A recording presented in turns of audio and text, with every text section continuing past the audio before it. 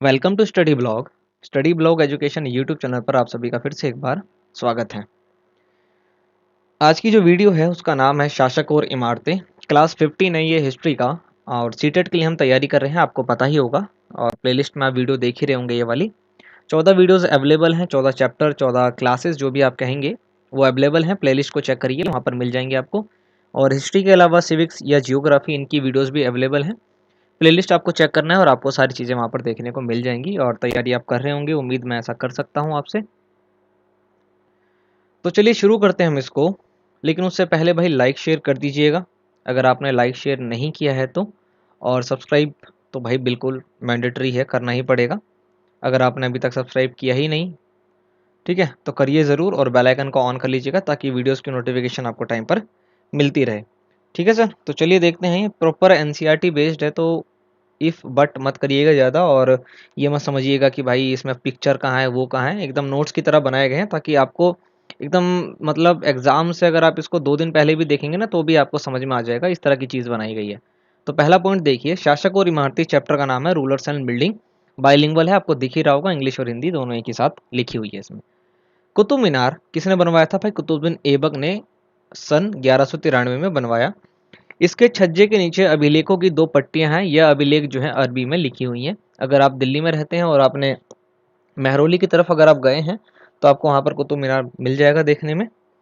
देखा ही होगा आपने भाई। तो उसके बारे में बताया गया है कि इसको 1193 में कुतुबुद्दीन ऐबक ने बनवाया था और इसके छज्जे के नीचे 2 अभिलेख की पट्टियां हैं, 2 इंस्क्रिप्शन की लाइन्स हैं, ठीक है, जो कि अरबी लैंग्वेज में लिखी गई हैं। दूसरा पॉइंट है, 7वीं और 10वीं शताब्दी के मध्य वास्तुकार भवनों में अधिक कमरे, दरवाजे और खिड़कियां बनाने लगे थे। यानी कि 7वीं और 10वीं जो सेंचुरी थी उस वक्त जितने आर्किटेक्चर्स थे, वास्तुकार थे जो इन चीज़ों को बनाते थे, तो वो भवन के अंदर यानी घरों में कमरे और दरवाजे खिड़कियां ये ज़्यादा बनाने लगे थे। ठीक है, ठीक है सर। यहाँ पर ये छात्र नहीं बल्कि छज्जे आएगा। तो छज्जे, दरवाजे और खिड़कियां अभी भी 2 ऊर्ध्वाधर खंभों के आर पार एक अनुप्रस्थ शहतीर रखकर जो है बनाया जाता था। एक जो है यहाँ पर वो आपको शैली बताई गई है कि जो बनाया जाता था उसकी शैली क्या थी। और इस शैली को अनुप्रस्थ टोडा निर्माण कहते हैं। ठीक है, इस तरह की वास्तुकला की शैली को क्या कहा जाता है? अनुप्रस्थ टोडा निर्माण। ये आपको ध्यान रखना है। ओके, अगला पॉइंट है, 8वीं से 12वीं शताब्दी के बीच मंदिर, मस्जिदों, मकबरों तथा सीढ़ीदार कुओं से जुड़े भवनों के निर्माण में इस शैली का प्रयोग किया गया था काफी ज्यादा से। एक इस प्रकार की आकृति बनाई जाती थी ना भाई, एकदम पॉइंट टू पॉइंट लाइन से बनी जाए, जो बने उस तरह की जो है बात की जा रही है इसके अंदर। अगला पॉइंट है, तंजावुर के राजराजेश्वर मंदिर का शिखर। ये देखिए मोस्ट इंपोर्टेंट है। आप प्रीवियस ईयर अगर आप उठा के देख रहे होंगे और आपने अगर उठा करके अभी तक देखा नहीं है तो जाइए देखिए उसको जरूर, आपको ये सवाल मिल जाएगा कि तंजावुर के राजराजेश्वर मंदिर का शिखर उस समय के मंदिरों में सबसे ऊंचा शिखर था। शिखर जो उसका, ये जो मंदिर के ऊपर की चोटी होती है ना, इसको कहते हैं। ठीक है, सबसे ऊंचा था ये। इसका निर्माण आसान नहीं था क्योंकि इस समय क्रेन नहीं थी भाई। इतनी ऊंचाई पर उसको लेकर जाकर के बनाना भाई आसान नहीं था क्योंकि क्रेन नहीं थी उस वक्त। इस वक्त तो थी।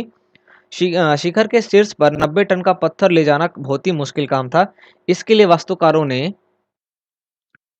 4 किलोमीटर लंबी चढ़ाईदार रास्ता बनवाया जिसको मंदिर बनाने के बाद जो है तोड़ दिया गया। मतलब जैसे ये मंदिर है, यहाँ पर इसको जब ऐसा कुछ इस तरह से रास्ता बनाया गया था और यहाँ पर इस पत्थर को ले जाके जब इसके ऊपर रखा गया तो इस रास्ते को बाद में तोड़ दिया और ये जो स्ट्रक्चर है वो इस प्रकार से ही रह गया। तो इस प्रकार से जो है बनाया गया था राजराजेश्वर का मंदिर। ठीक है, प्रत्येक पॉइंट इंपॉर्टेंट है भाई, बार बार नहीं बोलूंगा मैं। आज भी मंदिर के आसपास के गांव को चारू पल्लम कहा जाता है जिसका अर्थ होता है चढ़ाईदार रास्ते का गांव। चार, ये देखिए पूछा जाएगा भाई किसके गांव को, तो जो तंजावुर के गांव है उसको क्या कहा जाता है? जो जहां पर ये मंदिर है, तंजावुर का मंदिर है, इसके आसपास के गांव को क्या बोला जाता है? चारू पल्लम। क्या बोला जाता है भाई? चारू पल्लम। ठीक है, और इसका मतलब क्या होता है? चढ़ाईदार रास्ते का गांव। अगला पॉइंट है, 12वीं शताब्दी में 2 प्रौद्योगिकी एवं शैली संबंधी परिवर्तन जो है दिए थे। यानी टेक्नोलॉजी में कुछ चेंज आया था।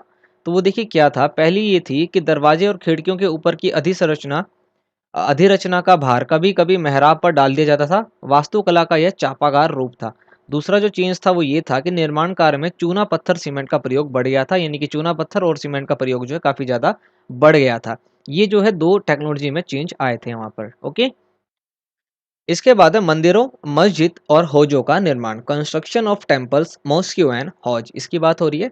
तो राज राजेश्वर मंदिर का निर्माण राजदेव ने, ठीक है, राजदेव ने, ये एक साथ लिखा हुआ है नाम, ठीक है, राजदेव, ये नाम है इनका।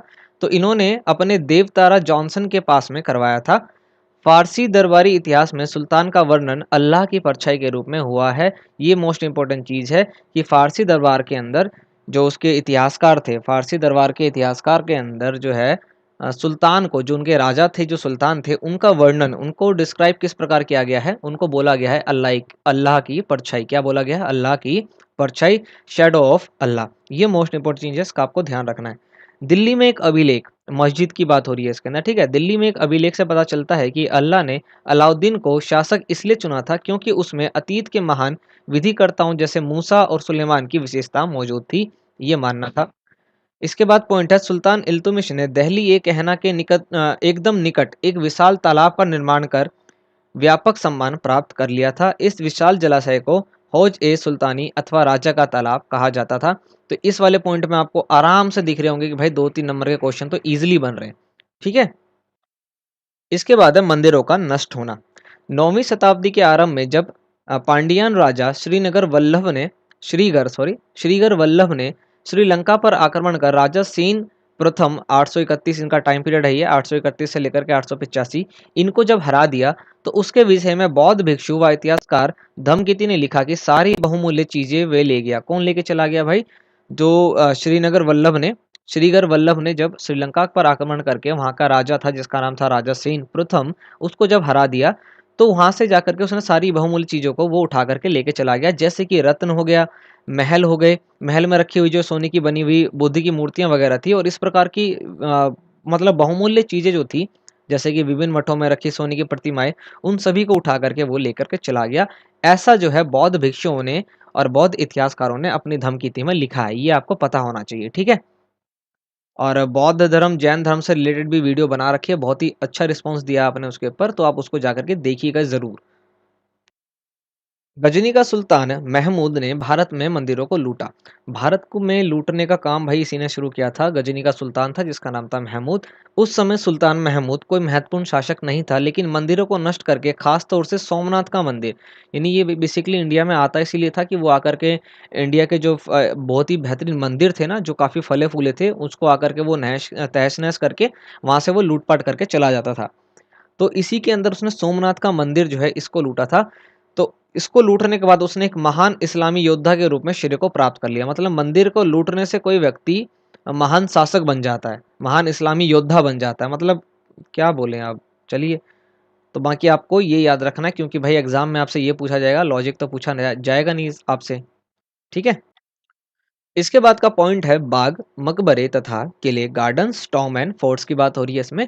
तो मुगलों के अधीन वास्तुकला और अधिक जटिल हो गई थी, यानी कि जब मुगल शासन हुआ था देश के अंदर हमारे, तो उस बोला ही जा रहा है कि उस वक्त की जो वास्तुकला थी ना, तो वो काफ़ी अधिक जटिल हो गई थी, कॉम्प्लेक्स हो गई थी। अपनी आत्मकथा में बाबर ने औपचारिक बागों की योजनाएं और उसको बनाने में रुचि का वर्णन किया है। अक्सर यह बाग दीवार से गहरे होते थे तथा कृत्रिम नहरों, कृत्रिम बोलते हैं आर्टिफिशियल, ठीक है, आर्टिफिशियल लेक वगैरह इसमें बनाए जाते थे। आर्टिफिशियल रिवर जो है बना करके 4 भागों में इसको विभाजित कर दिया जाता था, और ये आयतकार होते थे, मतलब 4 भाग में विभाजित करके, डिवाइड करके, ठीक है, आयतकार यानी कि रेक्टेंगुलर शेप में इसको बनाया जाता था। शाहजहां के शासनकाल के दौरान सार्वजनिक और व्यक्तिगत सभा हेतु समारोह कक्षा बनाई गई थी, जिसका नाम था दीवाने खास और दीवाने आम। इसका आपने नाम सुना होगा लाल किला अगर आप गए होंगे तो, ठीक है। तो शाहजहां के शासनकाल के दौरान जो है इसको बनाया गया था। इसकी योजना बहुत सावधानी पूर्वक बनाई जाती थी। एक विशाल आंगन में स्थित यह दरबार चिहिल सुतन अथवा 40 खंभों के सभा भवन भी कहलाते थे, यानी कि भैया ये जो भवन थे इसमें 40 खंभे लगे थे। आप सोच सकते हैं कि कितना बड़ा होगा ये, इसलिए इसको 40 खंभों का भवन भी कहते थे। शाहजहां जो कि बादशाह था भाई, ठीक है, तो शाहजहां के सिंहासन के पीछे पितरादूरा के जड़ाऊ काम की एक श्रृंखला बनाई गई थी, जिसमें पौराणिक यूनानी देवता आर्फियस को वीणा बजाते हुए चित्रित किया गया था। मोस्ट इंपोर्टेंट पॉइंट है ये, आपको ध्यान रखना है। वैसे तो प्रत्येक पॉइंट इंपॉर्टेंट है, बट अगर आपको फिर भी लगता है कि नहीं भाई ये तो इंपॉर्टेंट नहीं है, तो आप क्वेश्चन उठाइए और फिर चेक करिए, ठीक है। तो भाई ये पूछा जाएगा कि पितरादूरा के जो जड़ाऊ काम है वो किस राजा के सिंहासन के पीछे किया गया था, तो वो शाहजहां था, ठीक है। अब देखिए पितरादूरा के बारे में समझ लीजिए। पितरादूरा उत्कीर्ण संगमरमर अथवा बलुआ पत्थर पर रंगीन ठोस पत्थरों को दबाकर बनाए गए सुंदर तथा अलंकृत नमूने होते हैं, जिसको पितरादूरा कहते हैं। ठीक है, तो इस तरह का जो है जड़ाऊ काम शाहजहां के सिंहासन के पीछे किया गया था। ये आपको पता होना चाहिए, या पता अब तो चल ही चुका होगा, कोई दिक्कत है नहीं इसमें। तो ये वाला जो चैप्टर था वो यहाँ पर कंप्लीट हो गया हमारा। ठीक है, हम चैप्टर वाइज लेके चल रहे हैं, ऐसा नहीं कि एक ही में सब कुछ मतलब एकदम गिज मत करके रख दे, ऐसा कुछ नहीं है। चैप्टर वाइज है, छोटी छोटी वीडियोस बना रहे हैं और पॉइंट टू पॉइंट बना रहे हैं। ठीक है, नोट्स की तरह हमने बना दिया है इसको, ताकि आपको दिक्कत ना हो बिल्कुल भी, और आपको प्रत्येक पॉइंट को इसी प्रकार सुनना है, समझना है, और ईजिली जो है उसके बाद आप इसको पढ़ लेंगे। और डेफिनेटली मेरे को उम्मीद है आप अगर टीचिंग की तैयारी कर रहे हैं तो डेफिनेटली थोड़े बहुत तो पढ़े लिखे होंगे ही, और आपको मालूम होगा कि आप क्या कर रहे हैं और किस चीज़ का एग्जाम देने जा रहे हैं।